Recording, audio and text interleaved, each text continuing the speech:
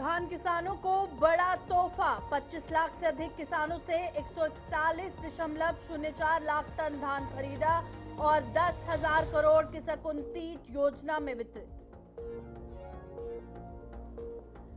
ग्राम सेमों में 2.38 करोड़ से विद्युत उपकेंद्र की आधारशिला। 10 गांव में 2,000 उपभोक्ताओं को मिलेगा लाभ। 5 MVA ट्रांसफार्मर और नए 3 फीडर लो वोल्टेज से राहत।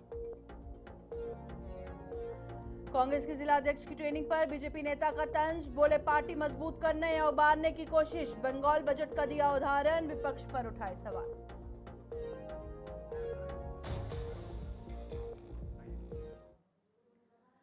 नमस्कार, छत्तीसगढ़ का ये खास बुलेटिन देख रहे हैं आप और मैं हूं प्रियंका गुप्ता आपके साथ। तो चलिए शुरुआत करते हैं खबरों की।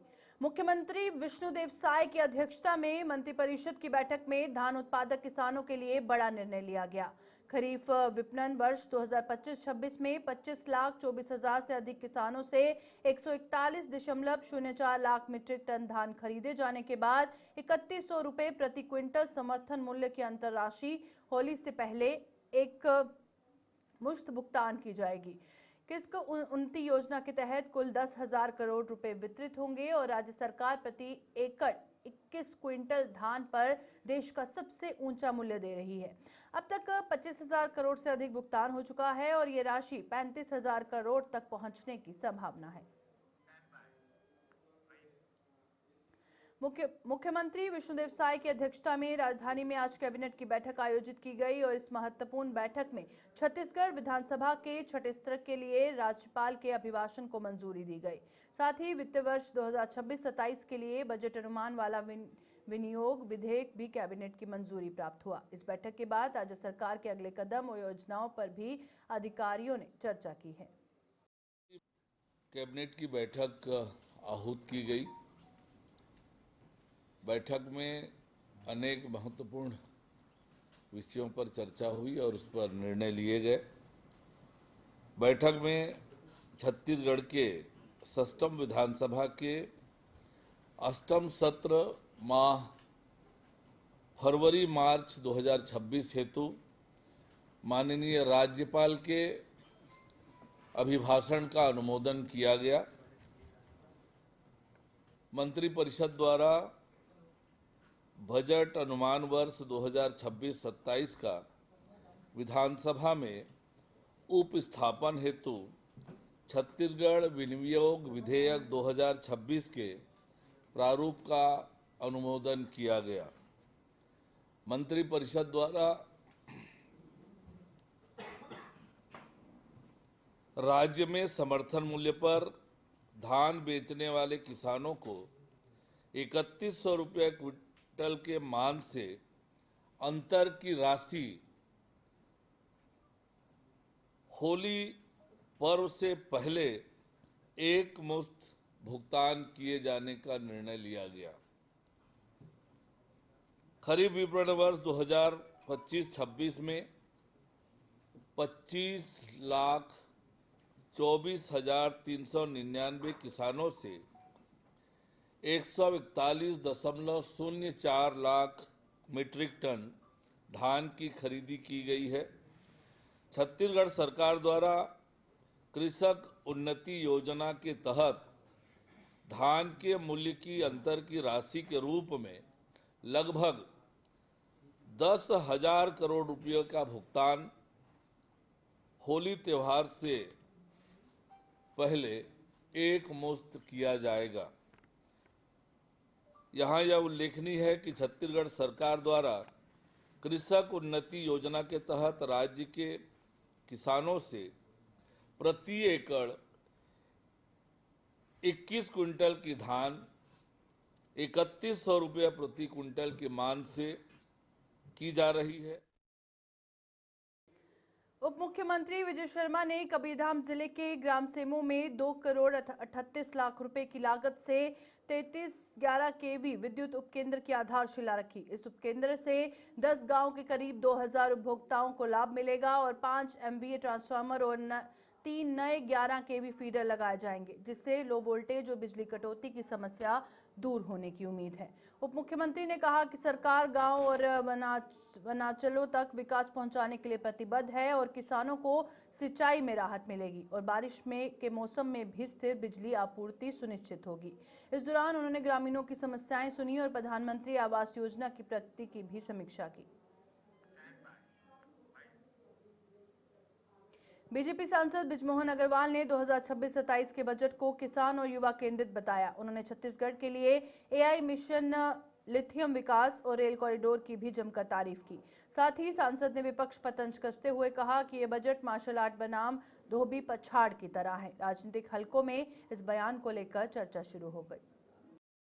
माननीय अध्यक्ष महोदय, सभापति महोदय, मैं माननीय प्रधानमंत्री जी को, माननीय वित्त मंत्री जी को बहुत बहुत धन्यवाद देता हूं कि उन्होंने ये जो बजट प्रस्तुत किया है, ये बजट देश को तरक्की देने वाला बजट है। ये जो बजट है, ये विकसित भारत के संकल्प को पूरा करने वाला बजट है। ये बजट संकल्प को ठोस आधार देने वाला बजट है। ये बजट योजनाओं से आगे बढ़कर परिणामों को देने वाला बजट है। ये बजट किसानों के सम्मान का बजट है। ये बजट युवाओं के अवसर का बजट है। ये बजट महिलाओं के शक्ति का बजट है। ये बजट गरीबों की सुरक्षा का बजट है। माननीय सभापति महोदय, मैं नेता प्रतिपक्ष राहुल जी को सुन रहा था। वो मार्शल आर्ट के बारे में बोल रहे थे। मार्शल आर्ट तो विदेशी आर्ट है। अरे हमारे मोदी जी जो है। भाजपा नेता ने कांग्रेस के 9 राज्यों के जिला अध्यक्षों की ट्रेनिंग पर तंज कसते हुए कहा कि ये फ्री हैंड पार्टी को मजबूत करने के लिए है या उसे उबारने के लिए। उन्होंने दावा किया कि ये ट्रेनिंग कांग्रेस को बचाने की कवायद लगती है और केंद्र बजट को चुनावी मैनेजमेंट बताए जाने पर उन्होंने पलटवार करते हुए कहा कि बजट पर अभी चर्चा शुरू ही हुई है और इसे रेवड़ी कहना गलत है। साथ ही बंगाल बजट का उदाहरण देते हुए विपक्ष पर सवाल उठाए। ननकी राम कंवर के राजनीतिक पहुंच वाले आरोपों पर उन्होंने कहा कि पार्टी हर मुद्दे को गंभीरता से लेती है, लेकिन जांच और परीक्षण के बाद ही कोई कार्रवाई होती है। शासन आवश्यक हुआ तो संज्ञान लेगा। देखिए, पिछली बार भी इस बार भी ननकी राम जी के मुद्दों पर बहुत वरिष्ठ नेता हैं, पार्टी गंभीर रहती और लिखते ही कोई कार्रवाई हो जाए, पढ़ते ही कोई कार्रवाई हो जाए, ऐसा नहीं होता। देख के, समझ के, परीक्षण करके, किसी के कहने से आरोप नहीं स्थापित होते। परीक्षण करके, अध्ययन करके यदि सही पाया जाएगा तो शासन संज्ञान लेगी, उसमें क्या बात है। भारतीय जनता पार्टी के नेता ने पंडित दीनदयाल उपाध्याय की पुण्यतिथि पर उन्हें श्रद्धांजलि देते हुए कहा कि एकात्म, मानववाद और अंत्योदय की उनकी विचारधारा को केंद्र की मोदी सरकार विभिन्न जन कल्याणकारी योजनाओं के माध्यम से आगे बढ़ा रही है। उन्होंने कहा कि स्वच्छता अभियान, अन्न वितरण और डीबीटी जैसी योजनाएं अंतिम व्यक्ति तक लाभ पहुंचाने का प्रयास है। साथ ही राज्य सरकार भी इसी दिशा में कार्य कर रही है और विपक्ष पर निशाना साधते हुए भाजपा नेता ने छत्तीसगढ़ और राष्ट्रीय राजनीति के कुछ मुद्दों का जिक्र किया। वहीं कुछ नेताओं पर लगाए गए आरोपों को लेकर कहा कि संबंधित मामलों में कानूनी प्रक्रिया के तहत कार्रवाई होगी। अब ये भूपेश बघेल और कपिल सिब्बल सबको जानते हैं, आप लोग, पूरा देश जानता है। ये वही कपिल सिब्बल है जो अयोध्या में राम जी के विरोध में विधि मंत्री होते हुए भी, और ये कोट पहन के खड़े हुए थे बाबरी मस्जिद एक्शन कमेटी के पक्ष में। और भूपेश बघेल के विषय में, अरे इनको लेकर के कौन क्या करेगा। सट्टा में, शराब में बहुत कुछ है, आप सब जानते हैं इनके विषय में। रायपुर महापौर ने कहा कि शहर के भीड़भाड़ वाले इलाकों में महिलाओं के लिए प्रसाधन गृहों का निर्माण तेजी से किया जा रहा है। इस वित्त वर्ष में 3 6 सीटर और 10 सीटर प्रसाधन गृह निर्माणाधीन है। पूर्व सरकार ने अस्पष्ट एग्रीमेंट से आ रही दिक्कतों के बावजूद व्यवस्थाओं में सुधार जारी है। जोन अध्यक्ष अपने पति और पूर्व पार्षद से मार्गदर्शन लेने को महापौर ने उचित बताया। कहा कि अनुभव से बेहतर व्यवस्था मिलती है और तेली बांधा मरीन ड्राइव पर पार्किंग शुल्क को यातायात सुधार की दिशा में उठाया गया कदम बताया गया है। देखिए, शहर में यातायात यातायात की व्यवस्था सुधारने के लिए आम जनता की व्यवस्था अच्छी हो जाए, इसलिए हमने वहाँ पर पार्किंग की एक अस्थायी व्यवस्था वहाँ की है। क्योंकि वहाँ जो गाड़ियाँ खड़ी होती हैं, मोटरसाइकिल है, कार है, वो दिन भर खड़ी रहती हैं। तो इसलिए हमको लगा कि वहाँ जो आने जाने वाले लोगों को बहुत दिक्कत हो रही है, जो गाड़ी अव्यवस्थित तरीके से खड़ी करके 4-4 घंटे 6-6 घंटे जो रेस्टोरेंट में अपना समय बिता रहे हैं, जो होटल्स में जा रहे हैं, जो चौपाटी में खाने जा रहे हैं। छत्तीसगढ़ प्रदेश कांग्रेस कमेटी के संचार प्रमुख सुशील आनंद शुक्ला ने असम के मुख्यमंत्री हेमंत बिस्वा शर्मा द्वारा दायर मानहानि मुकदमे को लेकर सवाल उठाए। उन्होंने कहा कि कांग्रेस नेताओं भूपेश बघेल और तरुण गोगोई के खिलाफ मुकदमा दायर करना मुद्दों से ध्यान भटकाने की कोशिश है। शुक्ला ने 1200 एकड़ जमीन से जुड़े आरोपों की जांच कराने और स्पष्टीकरण देने की मांग की। कांग्रेस का कहना है कि कानूनी नोटिस से मूल सवाल नहीं दबेंगे और लगाए गए आरोपों पर स्पष्ट जवाब दिया जाना चाहिए। आसाम के मुख्यमंत्री श्री हेमंत बिस्वा शर्मा, कांग्रेस के वरिष्ठ नेता राष्ट्रीय महासचिव श्री भूपेश बघेल जी और सांसद तरुण गोगोई के खिलाफ जो मानहानि का मुकदमा किए हैं, वो उनकी खीज को बताता है। कांग्रेस के नेताओं ने प्रेस कॉन्फ्रेंस में जिन मुद्दों को उठाया था, जिस 1200 एकड़ जमीन की बात की थी, उसके बारे में, उसकी जांच कराने के बारे में हेमंत बिस्वा शर्मा क्या करने जा रहे हैं, उसके बारे में सफाई क्यों नहीं दे रहे हैं, उन तथ्यों को नकारने की हिम्मत क्यों नहीं जुटा पा रहे हैं। आप मानहानि के मुकदमे की बात करके, अदालती नोटिस की बात करके सिर्फ मुद्दे से ध्यान हटाने की कोशिश में लगे हैं। किसी तरह चुनाव में उनके ऊपर जो आरोप लगे हैं, जनता से उसका ध्यान आकर्षण किया जाए। लेकिन जो सच्चाई है, जो उनके ऊपर भ्रष्टाचार के प्रमाणिक आरोप हैं, वो अपनी जगह खड़े हुए हैं और उनके इस प्रकार के पैतरे से वे आरोप झुटलाए नहीं जा सकते। कांग्रेस ने बस्तर में हिड़मा जिंदाबाद नारों को सरकार की नाकामी बताया। मार्च 2026 तक नक्सलवाद खत्म करने का दावा, केवल 40-49 दिन बाकी, लेकिन स्थिति विपरीत। कहा गया कि बस्तर में नक्सल जड़ें अब भी मजबूत हैं। सरकार को आत्मचिंतन कर लोगों का भरोसा जीतने और बयानबाजी से नक्सलवाद समाप्त न करने की नसीहत दी। बेहद चिंता का विषय है कि बस्तर में हिड़मा जिंदाबाद के नारे लगाए जा रहे हैं और ये सरकार की असफलता है। सरकार दावा करती है कि मार्च 2026 में नक्सलवाद का सफाया कर देंगे। अभी 40 से 49 दिन मात्र बचे हैं नक्सलवाद के सफाये के इनकी सरकार की घोषणा में, और उसी बस्तर में अब हिड़मा जिंदाबाद के नारे लगाए जा रहे हैं। तो सरकार के जो दावे हैं ये उसके विपरीत है।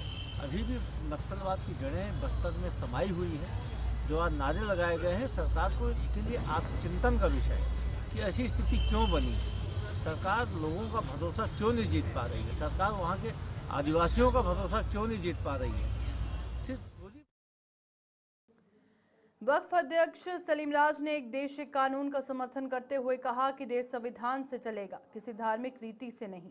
उन्होंने समान नागरिक संहिता यानी कि यूसीसी को तत्काल लागू करने की बात कही और वंदे मातरम की अवधि बढ़ाए जाने के फैसले का स्वागत करते हुए उन्होंने कहा कि तुष्टीकरण की राजनीति का दौर समाप्त हो चुका है। राष्ट्रगीत देशभक्ति और जोश से भरने वाला है, उसका व्यापक रूप से लागू होना सराहनीय कदम है। ये कहना चाहता हूँ कि देश में एक देश एक कानून होना चाहिए, दोहरा मापदंड नहीं होना चाहिए कि जब देश मुस्लिम रीति रिवाज से नहीं चलेगा, ईसाई रीति रिवाज से नहीं चलेगा, जो देश चलेगा वो संविधान के अनुसार चलेगा।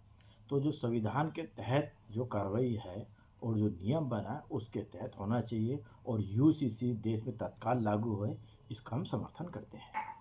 देखिए, पहले कांग्रेस ने आज तक तुष्टीकरण की राजनीति करी है और या अब कोई मुगल शासन नहीं है, कोई अकबर शासन। रायपुर प्रेस क्लब खेल मड़ई के कुलदीप निगम स्मृति टूर्नामेंट में एस जरनोस ने ललूराम.com को 108 रन से हराया। एस जरनोस ने 10 ओवर में 2 विकेट पर 201 रन बनाए। संदीप प्रधान ने 105 और लविंदर पाल ने 60 रन की शानदार पारियां खेली। ललूराम 10 ओवर में 5 विकेट पर 93 रन ही बना सकी और जगन्नाथ राव ने 37 रन बनाए। संदीप प्रधान को मैन ऑफ द मैच चुना गया और विजेताओं को अतिथियों ने बधाई दी। पुलिस अधीक्षक अंकिता शर्मा ने के निर्देशन में शासकीय प्राथमिक शाला पुराना ढाबा में रक्षा टीम ने जागरूकता कार्यक्रम आयोजित किया। टीम ने कक्षा 1 से 5 के बच्चों को सेफ अनसेफ टच सुरक्षा नशे और मोबाइल के नुकसान के बारे में बताया। शिक्षकों को अभिव्यक्ति ऐप की ट्रेनिंग भी दी गई और लगभग 39 छात्र छात्राएं और शिक्षक कार्यक्रम में शामिल हुए। ये पहल बच्चों की सुरक्षा को मजबूत करने की दिशा में सराहनीय कदम है। रायपुर पुलिस ने नीलकंठेश्वर मंदिर के पीछे मटपारा इलाके में एक चिट्टा तस्कर आरक्षक को गिरफ्तार किया। जानकारी के अनुसार आरक्षक हिमांशु बर्मन, उम्र 34 वर्ष, ग्राम कुंडा कबीरधाम, जो हाल ही में पुलिस लाइन रायपुर में तैनात था, एक्सेस वाहन से चिट्टा बेचते हुए पकड़ा गया और उसके कब्जे से 1 ग्राम चिट्टा बरामद हुआ, जिसकी कीमत लगभग 8,000 रुपए बताई जा रही है। इस मामले में थाना टिकरापारा में अपराध 119-26 धारा 21 NDPS एक्ट के तहत FIR दर्ज की गई और आरोपी को न्यायिक रिमांड पर भेजा गया। आज सूचना मिली थी कि एक पुलिस में पदस्थ आरक्षक हिमांशु बर्मन अवैध मादक पदार्थ हेरोइन की बिक्री कर रहा है। हमने टीम गठित करके उस पर रेड की और उसको रंगे हाथों 1 ग्राम हेरोइन के साथ पकड़ा है, जिसको NDPS एक्ट के तहत उस पर FIR की जा रही है और साथ ही इसमें आगे की पूछताछ भी जारी है। इसमें हम आगे की कार्रवाई करके इसके जो सप्लायर्स हैं उनको भी अरेस्ट करने की कोशिश करेंगे और आगे की प्रधानिक कार्रवाई करेंगे। फिलहाल हम इस मामले में इसकी पुलिस रिमांड ले रहे हैं। हमारा स्पष्ट संदेश है कि अगर इस तरह की कोई कार्रवाई करेगा, चाहे वो पुलिस का जवान हो या कोई भी व्यक्ति हो, हम उस पर कड़ी कार्रवाई करेंगे और इसी क्रम में हमने इसको अरेस्ट किया है और आगे। छत्तीसगढ़ के इस बुलेटिन में फिलहाल इतना ही। दीजिए इजाजत। नमस्कार।